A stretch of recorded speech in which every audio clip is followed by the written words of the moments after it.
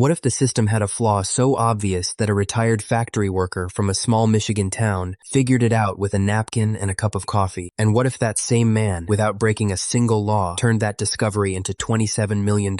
This is that story. The film opens in the quiet town of devoured, Michigan. A couple is driving a pickup truck through familiar streets toward a lottery ticket machine. They look ordinary. They look like two people who have been together long enough to finish each other's sentences. But what they're doing is anything but ordinary. They've spent months figuring out how to mathematically guarantee a profit from the state lottery, and it's working. To understand how they got here, you have to go back to where it started. Every morning, Jerry Selby wakes up and goes through a routine that has sustained him for decades. He works at a breakfast cereal manufacturing plant in devoured, where he manages one of the production departments. He knows the job completely, inside and out, in the way only someone who has spent their entire working life doing something can know it. But lately, the mornings have a different texture. There's a question sitting underneath everything he does, and it's not a comfortable one. He wonders quietly, almost daily, whether this particular shift might be his last. The company's ownership has been evaluating the situation for a while, and not in a way that favors people approaching retirement. When Jerry is asked to present in front of the board of directors, he reads the room carefully and tries to make the case for his continued value, pointing out that his experience and age are assets rather than liabilities. The board members listen with the specific politeness of people who have already made their decision. They thank him for his decades of service and tell him his golden years have arrived. His conveyor has been shut down. The position is gone.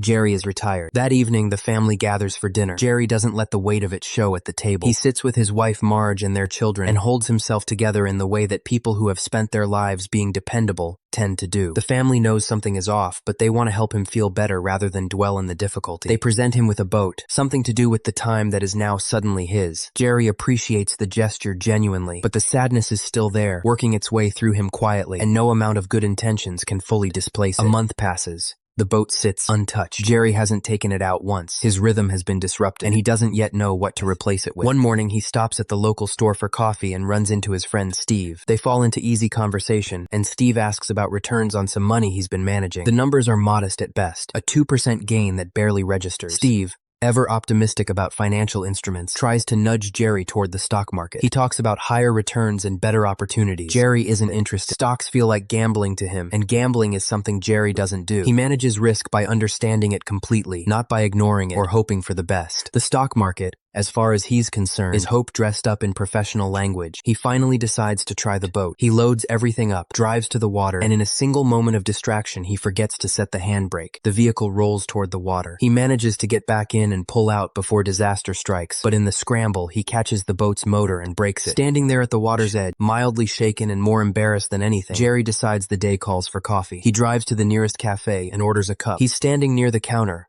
waiting, when he overhears the cashier describing something called a windfall. When the jackpot reaches $2 million and nobody claims the 6-number prize, the money rolls down to the people who match 3 or 4 numbers, significantly boosting those smaller payouts. Jerry listens. Then he notices an advertisement for the state lottery posted nearby. He sits down with his coffee and reads through the rules. And then Jerry does what Jerry does. He starts running the numbers in his head, and when that isn't enough, he pulls out a napkin and starts writing. He is, at his core, a man who sees mathematics as a language that doesn't lie. The more he calculates, the more a particular detail starts coming into focus. There is a moment during a windfall event when the mathematics of the game shift in a very specific and exploitable direction. The cost of buying enough tickets to cover the necessary combinations can fall below the guaranteed return when the jackpot rolls down. In other words, there are specific circumstances under which playing the lottery stops being a gamble and starts being an investment with a predictable return. Jerry sits with this for a while, checking the numbers from different angles. The conclusion doesn't change. There is a loophole in the game. He takes it to Steve. He explains it clearly, walking through the math with patience. On a normal drawing, the odds of matching 3 out of 6 numbers are around 1 in 54. 4 numbers, around 1 in 1,500. Under regular conditions, you lose almost every time. But in a windfall scenario, when only one number stands between the current total and the threshold, the prize pool being distributed to smaller winners grows large enough that a calculated bulk purchase of tickets generates a reliable profit. Steve listens and is unconvinced. He's certain that if this were real, the people who created the game would have accounted for it and closed it off. Jerry understands the skepticism, but the math doesn't care about Steve's doubts. Without mentioning it to Marge, Jerry withdraws $2,000 from their bank account. He goes to the local store the next morning and asks for 2,000 windfall tickets. The woman at the counter repeats the number back to him to confirm. He confirms it. He goes home with a paper bag full of lottery tickets and waits for the drawing. The evening of the draw, Jerry sets himself up to check the results. Then Marge comes home earlier than he expected. He fumbles with the remote and turns off the television, telling her it was on by accident, that he was barely paying attention. She accepts this explanation without suspicion and moves on. The moment she's out of the room, he turns it back on, writes down the numbers, and spends the next morning at a cafe going through the tickets one by one he has lost. The numbers don't line up in his favor this time. The loophole is real, but the scale wasn't large enough to eliminate the random variation. He sits with this quietly. A few days later, at a casual gathering with friends, Jerry's mind is somewhere else entirely. He's running the problem over in his head while people around him are playing cards and making conversation. Marge notices him fumbling with the game, confusing what they're playing, losing track of the room. She doesn't say anything until later, when they're sitting on the porch together and the guests have gone. She brings up the idea of luck. Something about the way she frames it makes something click for Jerry. He hasn't been accounting for statistical variance at the individual ticket level. The sample size isn't large enough to average out the randomness. He needs more tickets. More tickets means the math becomes more reliable. He feels the satisfaction of understanding where he went wrong and exactly how to correct it. The next morning, he goes to the bank. He chats easily with the cashier while explaining his thinking in general terms, keeping the details loose. He withdraws $8,000, every dollar of savings he has access to, and buys more tickets. He takes them home, sits with them, and waits. A few afternoons later, Jerry is having lunch with Marge and some of their friends at a local cafe. The friends mention they bought a few lottery tickets recently, just for fun, nothing serious. Marge, with the confidence of someone who has shared her husband's values for decades, tells them that she and Jerry don't involve themselves in things where you can lose your money. It's too risky. Their friends agree and tell stories about people who throw thousands of dollars into lottery tickets and never see a return. Jerry is in the middle of eating when the full weight of the irony settles on him. He starts coughing. He is, in this precise moment, exactly one of those people his wife and friends are describing. $8,000, all of it on lottery tickets. He manages to compose himself. The next time he checks results, the number that comes back stops him completely. He has won $15,000. He stares at it. He checks it again. The return is nearly double what he spent. He drives home, goes into the pantry, and starts pulling cash out of his socks, stuffing the rolls into a popcorn tin on the shelf. He hides it there and goes about his evening like nothing has happened. The following day, the family is together in the backyard, and his granddaughter, rummaging around, gets close to the pantry. She wants a snack. Jerry moves to intercept before she can find what's in the tin, barely managing to redirect her. That evening, the secret comes out anyway, but not in the way Jerry planned. Marge says something about the pantry, using language that could mean several things, and Jerry, thinking she already knows, says something that reveals everything. He waits for the reaction. Marge looks at him and starts smiling. She isn't angry. She isn't even particularly surprised at the deeper level. What she feels, she tells him, is that this is the most alive and engaged she's seen him since he lost his job. They've spent 40 years being responsible. They've raised their family and waited for their pension and done everything sensibly. This, she tells him, sounds like fun. She wants in. When they decide to put the full $15,000 back into tickets, they run into their first structural problem.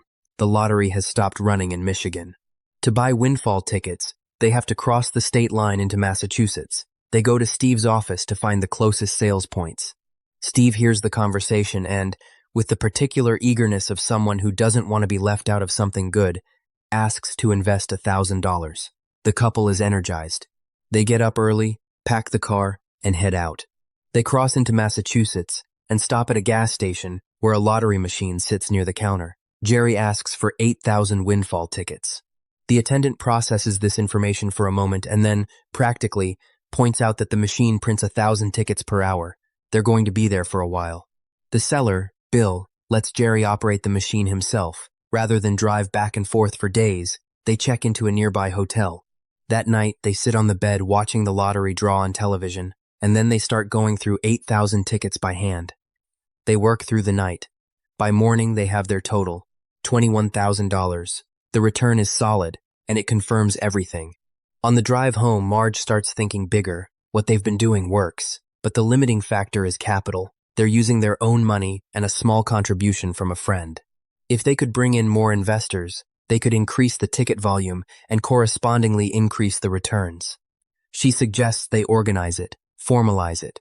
Jerry listens and agrees. They start with their friends and neighbors in Avart, people they've known for years, people who trust them. The entry point for investors is $500, low enough that almost anyone who wants to participate can. People respond enthusiastically. One of their neighbors offers a quad bike instead of cash.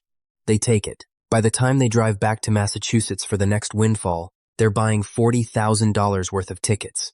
Bill at the gas station looks at this retired couple, pulling up with this kind of money, and asks, with genuine curiosity, where it's coming from. Marge tells him they're professional lottery players. This is what they do. The printing is going to take until the following morning, which means the station will be closed before they finish. Jerry invites Bill to become an investor. He describes it simply, walking through the structure they've created. Bill thinks about it for a moment and says he's in. He tells his own friends. They want in too. The network of investors expands beyond Avart almost without effort. The next morning, Bill arrives at the motel to tell them something they didn't know. After each drawing, the lottery prints a record of winnings for all tickets sold at each location. They don't have to count by hand. When the numbers come in, the total is $80,000. Jerry and Marge continue. They roll the winnings forward, buying into each new windfall event with the full pool. The returns compound. The amounts double again. The system is working exactly the way the mathematics said it should. At Harvard University, a business student named Tyler has been running simulations on lottery systems as part of his research. He runs the numbers and arrives at the same conclusion Jerry reached sitting in a cafe with a napkin. There is a guaranteed winning scenario inside the windfall structure. Tyler assembles a group of fellow students and pitches them on participating. He tells them they're the first ones to see this, that they're going to make history. He is confident, polished, and entirely certain of himself. Everyone agrees to contribute. Tyler takes charge. He is not going to fill in any tickets. He is, he explains, in charge. Back in Michigan, Jerry is storing boxes of used lottery tickets in the garage. He keeps them organized and documented, in case anyone needs to verify what they've been doing. At a meeting with his investors, he tries to walk everyone through the numbers and the process. The room loses interest quickly and moves to the dining room to eat. Jerry doesn't mind. He shifts meetings forward and keeps moving. He and Marge sit down with Steve in a cafe and discuss going bigger. The next windfall window is an opportunity to put $600,000 into tickets. Jerry is aware that this kind of loophole doesn't last forever. Eventually, the lottery commission will notice something unusual and close the mechanism. While there's still time, they need to maximize the return for everyone involved. At the lottery company's headquarters, an employee is reviewing win distribution reports, and something has caught her attention. There are supposed to be roughly 5 major payouts per year at any given location. Instead, there are significant wins appearing every 3 weeks from the same region. She brings this to her supervisor and asks who drives 10 hours every month to play the lottery in a different state. The supervisor considers this. It doesn't make sense. Something is worth looking into. The Harvard students have been running their own parallel operation and making money. But one of Tyler's colleagues, Eric, notices something when he looks at the aggregate data more carefully. The total winnings being drawn from Massachusetts are higher than what their group is generating. There's another player in the market. Eric uses his technical skills to access the lottery's back-end systems and identifies the gas station in Massachusetts where the other tickets are being sold. The students realize that Jerry and Marge have been running the same scheme, and that this elderly couple from Michigan has been at it longer and at larger scale. A new batch of windfall tickets goes on sale. Jerry and Marge are sitting at the gas station running the printer, celebrating their 46th wedding anniversary at the same time. It's an ordinary Tuesday, and also, in its own way, exactly the right place to be. Tyler and Eric walk through the door. They were expecting to find some kind of sophisticated criminal operation. Instead, they find a retired couple feeding paper through a machine. They recover quickly and make their pitch. Join forces, stop running parallel operations, consolidate and maximize. Jerry listens. He declines. Marge makes a joke that lands. Tyler, stung slightly, tells them that at Harvard they deal with more rigorous analytical frameworks. Jerry looks at him and calmly walks him through the part of the binomial distribution model that Tyler's team got wrong. He explains that they haven't accounted for human error or the time it takes to physically fill in tickets. Their effective return per 100,000 spent comes out to $32. Jerry tells them they're welcome. Tyler doesn't respond. He and Eric leave without what they came for. Elsewhere, the investors are spending their returns. Bill at the gas station is going through a divorce and pulls up in a new car that makes his ex-wife furious in the parking lot. The farmer who participated has rented commercial space to sell his produce. Steve buys a Corvette. The money is moving through the community in visible, specific ways. At lottery headquarters, the same employee brings updated data to a different executive. The win totals from Jerry's activity have now crossed into the millions. The executive considers this and reaches a conclusion. It's a lottery. People are supposed to win. No further action required. Tyler arrives in Michigan a few days later and gets Jerry alone. His tone has changed. He tells Jerry that his team hacked into the lottery's data systems to locate where the tickets were being purchased. He suggests that accessing financial accounts, credit histories, and personal information about Jerry's investors would be similarly achievable. He tells Jerry to stop playing. He's made enough money. The implication is clear. Keep going, and the situation becomes something Jerry doesn't want. Jerry goes to the investor meeting that evening and announces they're stopping. He explains that the risks of continuing now outweigh the benefits. He's being careful about how he frames it. One of the investors pushes back and asks whether he's really going to let a group of college students take this away from them. Jerry holds his position. The math on the threat is straightforward. The odds that Tyler follows through outweigh the potential gains from another round. Then he talks to his son, and to Marge, and something shifts in him. He didn't build this thing to back down when someone with a laptop and an inflated sense of authority tells him to. He calls Steve. They're going back to Massachusetts. Tyler learns that the tickets from Michigan are appearing in the system again. He convenes his team and outlines a new strategy. If his group can generate a windfall trigger by buying tickets in large enough volume before anyone else reacts, they can intercept the rolldown before Jerry's group benefits from it. To do this at the necessary scale, he needs capital his student team doesn't have. He goes to investors connected to his father's professional network. They agree to fund it. Tyler has a plan and the money to execute it. Bill calls Jerry to tell him that the drawing has been moved up. It's happening today, not in 2 weeks. The Harvard students have manufactured a roll-down by force buying tickets. Jerry understands what has happened almost immediately. He drives to Harvard. He finds Tyler and the students and stands in front of them and speaks plainly. He tells them that while they were being clever, his investors back in Ivart were using their returns to fix things in the community that have needed fixing for years. The festival that had been canceled for lack of funds. The buildings that needed rebuilding. He's been paying out dividends, yes, but he's also been directing money towards something real. He tells them to think about what they've been doing and who it benefits. He walks out. Behind him, the students put down their tickets and stop filling them in. Jerry goes to meet with the lottery's board of directors with Marge beside him. He makes 2 requests. First, that the jackpot amount be displayed transparently on the website in real time so that all participants can see the current total and nobody can manufacture a roll-down by controlling information. Second, that 2 ticket printing machines be provided at the point of sale to eliminate the bottleneck that creates pressure on smaller stations. The board agrees to both requests. When the website updates and the jackpot becomes visible, Tyler's team watches the change appear on their screens. Tyler says they'll hack the site. He returns to the dorm to rally the group and finds an empty room. Everyone has already walked away from the project. Tyler is left with his strategy and no one willing to execute it. A journalist named Maya Jordan from the Boston Globe has been investigating the unusual wind patterns coming out of Massachusetts. Her research eventually connects 2 separate pictures, Jerry and Marge on one side, Tyler on the other. She visits Jerry at his home. He walks her into the garage and shows her the boxes of lottery tickets, hundreds of them, organized and labeled. He tells her that he and his wife have spent evenings going through these together, checking them by hand, that the process itself has been one of the better things that has happened to them since he retired. The journalist listens to him describe this and finds herself considerably less certain about what kind of story she's actually writing. Her editor wants an exposé. She keeps investigating. What she finds is that Jerry's investors are spending their returns on their town, the jazz festival, that the town hadn't been able to afford in years.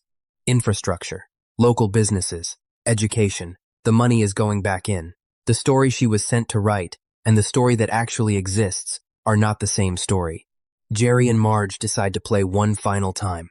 The amount they stand to win, combined with what they've already set aside, will be enough to fully restore several community projects they've been working toward. They drive to the gas station as they always do. When they arrive, the machines are being removed. The Lottery Commission has revoked the sales license. An article in the newspaper exposed the vulnerability in the game. The piece ran, but it ran about Tyler, his name, his methods, his willingness to manufacture draws using investor money and hacking tools. The article caught the attention of his father, who drove to the university, walked into Tyler's room, and made it very clear that the experiment was over. Tyler packed his things and left. The Lottery Commission announces that the Windfall game will be discontinued after the final scheduled drawing that evening. Jerry and Marge arrive at the investor meeting that night and find something they weren't expecting. The town has organized a jazz festival. A real one, outdoors, with lights and music, and people who have been waiting a long time for something to celebrate together.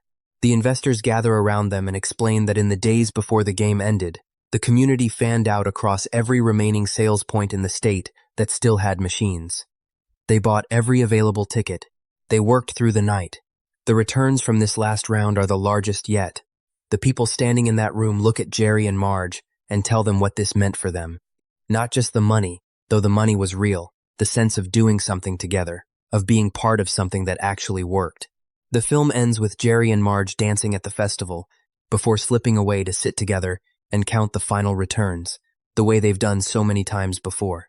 The profits from everything they did went primarily back into the town, schools, community programs, future generations. Their neighbors and friends made investments in their children's education and their own futures. Bill at the gas station built himself the most thoroughly equipped and comfortable personal space he could imagine, which is exactly what Bill had always wanted. Over the course of their time playing the Windfall Lottery, Jerry Selby won $27 million using mathematics, patience, and a willingness to follow an idea all the way to the end. No laws were broken, no one was defrauded. A retired factory worker from a small town in Michigan found a number that didn't add up the way the system expected, and he followed it home. This film is based on a true story.